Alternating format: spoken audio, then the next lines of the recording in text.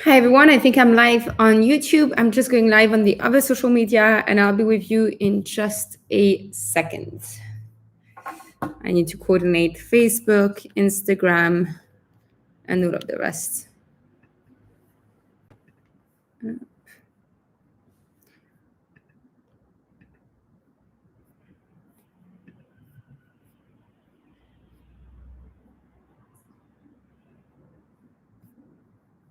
Sorry, I'm just trying to make it work because it looks like I'm having some camera issues.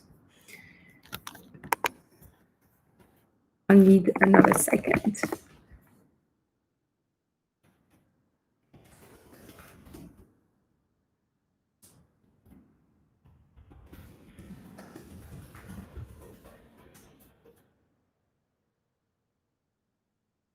Sorry, I need to restart my whole Facebook. Not sure why it's refusing to recognize my camera.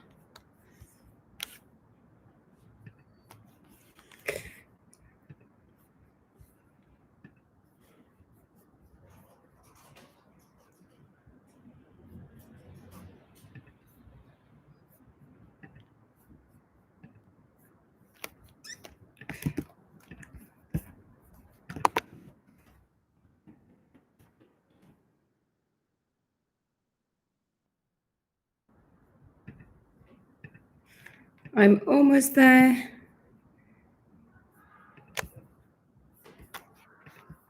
Amazing. I think it's working. Perfect. So it looks like I'm live on Facebook, YouTube, and Instagram. Don't hesitate to let me know in the comments if it's working or if it's not working, or if you're having issues listening in. I'll try to make this work. My internet connection is quite weak. With everyone across the world working from home, I'm assuming it's the same everywhere. So hi everyone, I'm Colombe. I'm now co-founder and co-executive director, and I'm doing this live before the end of the year. Next week, most of the team will be off, so I think this will be the last live we'll have before 2021, which is exciting because I think a lot of us have had enough of 2020 and we're more than ready for another year. So today, I really want to answer to all of your questions, so don't hesitate to ask them on whatever social media you're following this live on, and I'll try to answer all of them. I thought that unlike other lives, I wouldn't just comment on the news, but I would kind of recap our first year. Because a year ago, I was actually working on the website for the launch of Now. So we launched Now almost a year ago. We launched on the 1st of January 2020, and a lot has happened. So again, ask all of your questions, whether you're following this live, and I'll answer them. But I just wanted to tell you again why we decided to create a global movement, why we decided to take this leap forward. Admittedly, not the best year to create cross-border mobilization when you have a pandemic happening, but why nevertheless we thought we should go forward. So basically, a year ago, a bit before that, my co-founder and I, Andrea and I, sat down and kind of thought about what we're trying to achieve through our previous work. And we realized that a lot of the challenges, a lot of the issues we're trying to tackle were cross-border in nature. So before, I used to do some political work, and I was trying to tackle issues such as, the way countries welcome in an unfair and inhuman manner migrants, or the fact that a lot of migrants die trying to cross the Mediterranean, or climate change, or, fiscal inequalities, and so on. And all of those topics are by nature cross-border, but I was trying to work on them at the European level. And so Andrea and I sat down and realized that it didn't make a lot of sense considering the fact that our ambition was to try to solve global issues. And so we tried to think of a way to be able to do that. And let's be frank, it's not super easy when you're not, either a multi-billionaire or someone with an incredible big followership. But we said, okay, we know how to do one thing, more or less. It's how to mobilize people and how to push people to work together across borders. We did it in the past. So let's try to mobilize people across borders, across continents to solve global issues. And so we decided to launch a global movement for this. And we decided to try to push people in all countries across the world to come together, collaborate, and on a daily basis, prove that unity is possible and that it's the best way forward for issues that are global. Again, for issues that are national, that's completely fine to work with them at the national level. And so on the 1st of January 2020, we launched the global movement Now. And funnily enough, although I wish it wasn't true, in the first papers we wrote about Now, we wrote about an example that might happen one day and that would prove the need for more global unity. And this example was a pandemic. So we said this was in September 2019, so before we knew of COVID, Wuhan and all of this, we said, okay, at one point we'll have a pandemic. It's very, very likely. But what will you do then? How will we be able to coordinate responses if we don't have a real global governance capable of dealing with it? And so on the 1st of January, we launched a website. We did a crowdfunder before to be able to put it together. We launched a website and asked people to join and to start working on a climate campaign with us. And we were very surprised that very quickly we had a lot of people coming in and asking to pull forward our climate emergency campaign. And so we launched it. The idea was that, we have a global climate emergency. Countries tend to deal with it at the country level, and there's a lack of global cooperation.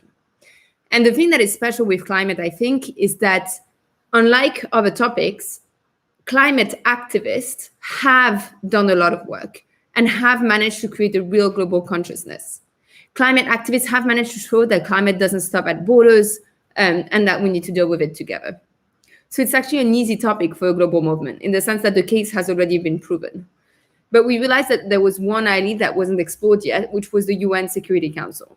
So a lot of people are focusing on the conference on climate COP, which is very important, but the negotiations are not always moving forward as they should. And this is because a few countries are blocking certain articles from being passed, and it's not binding.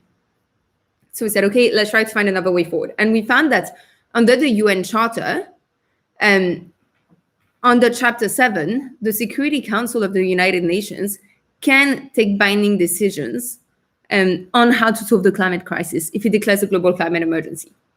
So we decided to do that, to launch a campaign. And super quickly, in less than a month, we started having members in more than 100 countries working on it. From Paris to Nairobi, from New York to, I can't find another example, but all over the world, to Milan. And so we thought that there was a real power in this. But then we also wanted to send a very strong signal in this first year. We're not just any global movement. We want to unite across borders, but not for any solution. We're a progressive global movement that is enshrined in the idea that all human beings are equal, regardless of where they're born. That there's no reason for which anyone should be facing unequal opportunities and so on. And we realized that, for this, we needed to create a campaign on rights. And a topic that always gets the not so progressive, very wild up tends to be women's rights. So we said, okay, on the International Women's Day, on the 8th of March, let's launch a campaign on women's rights, on the need for parity. So at least 50-50 in political positions across the world, with the idea that women are the best placed to answer to women's problems. We need representation and we don't have enough across the world. And so we started doing this, and we created a coalition of over 40 politicians from all continents, including former presidents, current senators, and so on, from every single continent, to push forward this campaign. And those politicians pledged that they would be working forward and they would be working for parity across the world. But at this stage, unfortunately, COVID was already happening across the world. So this was in March, and COVID started rising.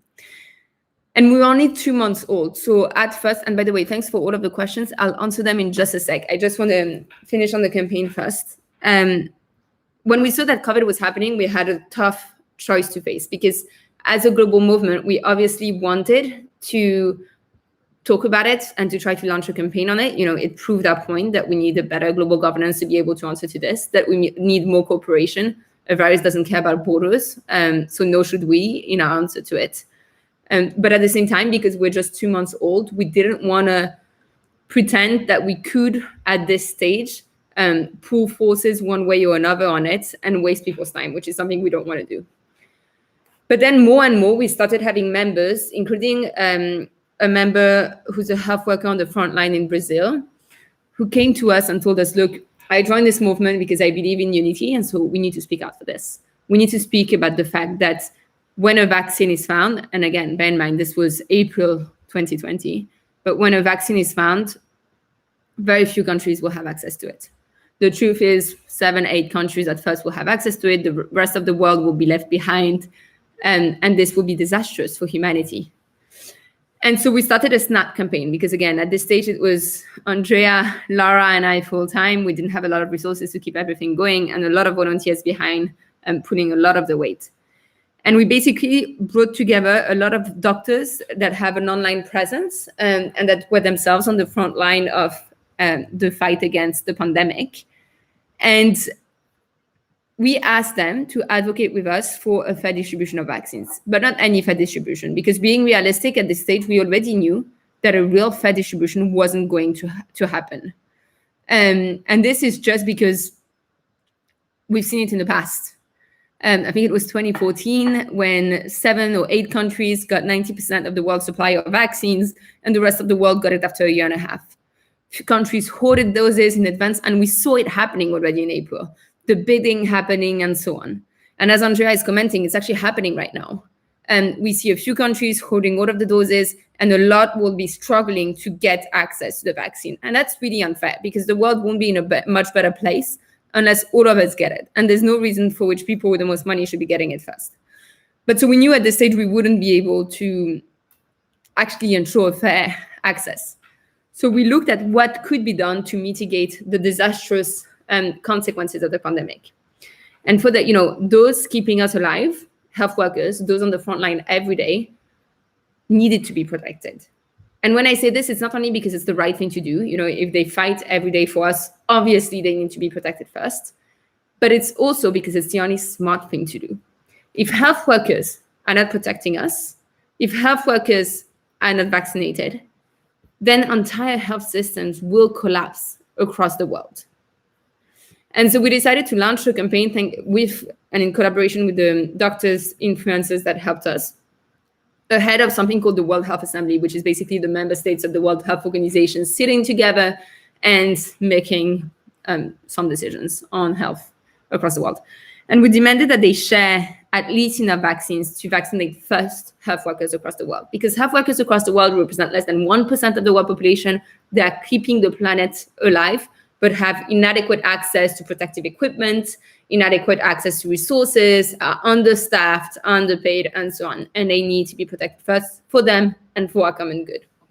And we actually got, within 2 weeks, an answer from Dr. Tedros, who's basically the head of the World Health Organization, telling us that, he agrees. He really does. He thinks, obviously, health workers and the most vulnerable should have priority access to COVID vaccines, but that the World Health Organization really, unfortunately, doesn't have binding powers on the distribution of vaccines. So obviously for us, it was kind of a success to get an answer from the head of the basically global health agency, but it was infuriating. One, it's a bit hiding behind the fact that you don't have enough power. Fine, do what is needed, push everyone, lobby everyone, shame people, shame countries into making sure that they actually distribute vaccines to health workers across the world. The fact that you don't have enough power is never an excuse not to try more and just to hide behind it. But second, it kind of reemphasized the fact that the system that we live in just doesn't work for global challenges. A pandemic is the perfect example of a global challenge. It doesn't stop at borders. We all suffer from it across the world, some more than others. It's not like we're equal in the face of the vaccine. Your age, socioeconomic background, nationality, the place where you live, and so on, will impact whether you survive or you don't. But on top of this, the World Health Organization doesn't have any power over it. So as you can see, I'm pissed. I think you should get pissed about those things. But basically, it reinforced our drive and commitment to working on a better governance system for the world. If we face global challenges, we need to be able to deal with them together. And for this, we need a global system of governance that works for all. For example, we would need a health agency that is actually capable of dealing with a pandemic, that doesn't hide behind the fact that it doesn't have enough powers, while not investigating at first what happened with China, while delaying calling it a pandemic, and then actually not having any power, not doing anything to ensure the fair distribution of vaccines. I'm saying this because not long after, when we were in touch with Joshua Wong, who's an activist from an opposition politician from Hong Kong, we were talking with him about the need for a league of democracies. So for democracies to come together and to really work on democracy and global challenges together. And this was because we were talking with him since a few months, and we're trying to understand how to support the struggle for freedom and democracy in Hong Kong and in other places like Venezuela, like Belarus, Poland, Albania, whatever. And he was telling us, we're doing all we can, but we need democracies to stand with us. We need democracies to stand for democracy. There's no other way when you face such a big enemy. And this once more got us thinking, across the world, we face similar issues. It's not only that it's the right thing to do to stand with Hong Kong, it's also the smart one. We see Chinese investments across Europe, across the world, starting to already weigh on politics, democracy, and freedom. And so we started thinking around the fact that we really need to have a system that works for all of us, where us people, we get to express our voice, our votes on global topics that concern us. I'm French. There's no reason for which on a topic like climate, like pandemics and so on, I should only look to my government. Those are global topics. They concern me to the same extent and they concern someone from Hong Kong, from Uganda, from the UK, or from Canada. They concern us the same way. Some of us will be impacted by them first. Climate change is already impacting a lot of people, especially countries that are emitting the least, but that are already suffering from this impact. And so we started a campaign. Sorry, I need to drink a glass of water. It's a lot of talking alone. So we started a campaign to create this League of Democracies with the idea that as a result, we'll be able to promote and protect and innovate democracies. Because if democracies come together, they can also share best practices and learn from one another. So for example, a country that tends to be left out of intergovernmental organizations is Taiwan. Taiwan is a very advanced democracy that is using new technological tools to increase democracy and citizens' participation in democratic life. Yet because of its complicated relationship with the Chinese Communist Party and China, and the fact that China doesn't want to recognize it and is lobbying to keep it out of every single organization, it cannot share the best practices. So we started this campaign and started protests all across the world in more than 40 cities and reached 4 million people online to stand for democracy and with freedom fighters across the world. And so those has been the 4 first campaigns in the first year of now. It's been very, very busy. So we tackle climate, women's rights, fair access to vaccines, and democracy. And we'll keep them going into 2021. But one thing we want to do as well in 2021, we are obviously going to launch new campaigns, but is to tackle economic inequalities. It's obviously a key topic regardless of the time, whether it was last year or this year. But we saw with this pandemic that economies across the world will go into recessions and that inequalities are widening. And a lot of the people around all of us are struggling even more than before. And so we are right now actually starting a reflection. We always, regardless of the reflection, sorry, I'm just seeing that I have a problem on Facebook. Okay, it's working again. We always go through rounds of listening before starting our campaign. So we publish surveys, we have internal discussions with members, so you can join, become a member, and you'll be able to participate. But this morning, we started a thread on our internal forum on a few ideas from ensuring that multinationals pay their fair part of taxes across the world. A lot of multinationals operate in a lot of countries. They pay very, very, very little money to those countries. So, for example, it's estimated that I think it was $600 billion were lost due to the lack of taxes that multinationals pay per year. This is huge. So we want to launch potentially a campaign on this, or on the lack of opportunity for the youth, or the fact that a lot of countries are still giving subsidies for fossil fuel, which is insane. So we're considering a lot of different topics. We want to launch a new campaign on this soon. We have very exciting potential partners. I unfortunately can't tell you more at this stage. But if you want to participate on this, and this is also my call to action, please join as a member and join our forum. Andrea is starting a discussion this morning on our forum about this, and we're already collecting a lot of ideas. And then again, we'll make it public and we'll have a wide discussions to have thousands of inputs from all across the world. But those informal conversations also help in shaping the campaign before it even starts. I saw a few topics, so a few questions. So before continuing, I'll just answer them. So I'm going back on Instagram. One is for you, what's the biggest achievement of now so far? So I think, obviously the fact that we got a response from the WHO welcoming our campaign was big because we're like 5 months old, so it's quite big. But I think on such complicated topics like global issues where there's no current system that is capable of dealing with them, it will take a lot of time to affect change. It's not something that is going to happen like this overnight. I think, however, something that is very strong is the fact that we are managing to create a global community. So a global community already, exists across the world thanks to social media and a lot of things we can connect easily. But we see people from more than 100 countries connect and work together on different topics and challenges and share best practices together every day to create the world of tomorrow where borders don't separate humans and when together we can actually impact change. And I think that's huge. I really think that's enormous in itself. The fact that we managed to do this in just a year with a pandemic that started 2 months after before, but officially like a month or two after we launched is huge. And it wasn't easy, obviously. When the pandemic struck, we had to revise a lot of our model, a lot of the tools we used. We do a lot of underground mobilization normally because we think that face-to-face contact is also super important. So everything went online and people were getting Zoom fatigues. And it also assumes that people need to have access to a computer, a stable internet connection, and so on. So it was tough, but we managed to get people from all across the world to work together. So for me, I would say that's my biggest success so far. I'm sure if you ask Andrea or Laura, who are the two other full-time staff right now, they'll tell you others as well. Going back. So Wild Tree Hugger asked, how do you envision now movement going forward? How do you see it expanding? So as I said, we're going to launch a new campaign. Sorry, I caught a bit of a cold.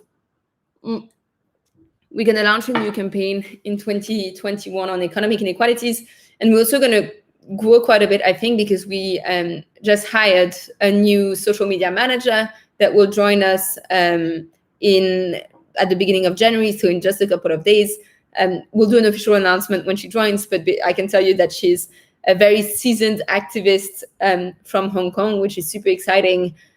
She's joining our team in London in January. So she will really help, I think, in putting the word out there, in making a complex message very simple and in attracting a lot of new people. In addition, I think that the fact that we'll tackle the economic inequalities will make now more concrete and real in people's life on a daily basis. So this will be one of the key elements. And then for 2021, I'm personally, and Andrea as well, we're going to be spending a lot of time on our community. So right now we've been multitasking as crazy and trying to do everything, which is always very hard. But we are going to work a lot on fostering the community, on events for the community, on members-driven campaigns, and lots of different opportunities, because we think that the community is really the driving force behind now. To give you a concrete example, this month, our members launched a month of individual actions for the climate, which is called Green December.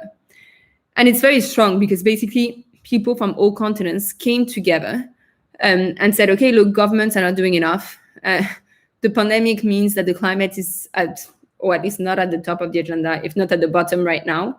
But we don't have a year to lose. So instead of just complaining, we're going to devise actions each day that people all across the world can take to mitigate the impact of climate change. And we're going to show our government and world leaders that we can unite so that they should do it as well. And we had hundreds of people from more than, I think, like 50 countries. Laura is on the live I see, so you can correct me if I got the numbers wrong. But who started taking individual actions and recruiting others. And I think that this is really the strength of the movement. It's the members who come together, work for a better future, and come up with innovative, positive, and hopeful solutions, which I think we definitely need right now. Just looking for other comments because I'm arriving almost at the end of the live. So Laura is saying such an important topic, economic inequalities, especially as a result of this pandemic. Andrea is saying fossil fuel subsidies is so weird when countries are spending so much on green policies at the same time. Yeah, makes absolutely no sense. We agree on that.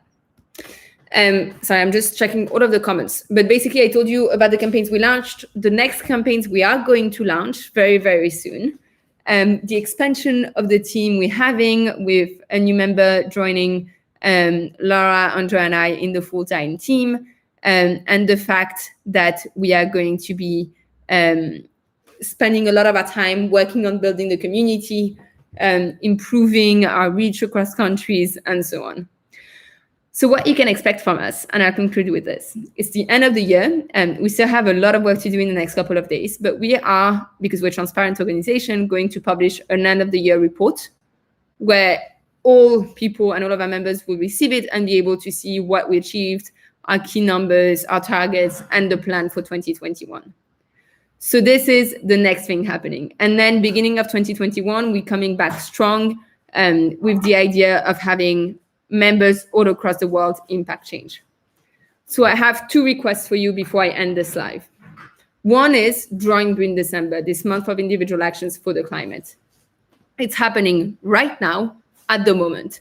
Andrea, I'm sure, is going to be posting the link everywhere, but you can still take actions. You still have a few days before the end of December, before the end of the year, to inspire some climate hope and impact positively the planet. And second is become a member. Look, let's be frank, 2020 has been a crappy year for a lot of people across the world. We've been stuck at home, we've been sick, the economy is suffering, the planet is suffering. Let's do something about it. Let's actually unite and try to impact change. Let's not just complain about yet another lockdown, yet another bad impact on the climate. We have the power to act. So do it, literally. You can join for free, or you can also contribute $3 per month, and you will help us continue our work and continue to unite people beyond borders. Sorry, it's been a long day. But so you get me, please join us. And last thing I wanted to mention, we have a super cool event happening tomorrow, afternoon for those based in Europe, morning for those based in the US, and night for those based in Asia. Africa will also be afternoon. You can just check on our website the different timetable, but with a leader and survivor of the Tiananmen Square protest that turned into a massacre. And we will discuss what really happened in Tiananmen. We will discuss its relevance. We'll discuss democracy in China and the impact of China's authoritarianism outside of the peninsula. So join us. The year is not over, and you can still impact change. Bye.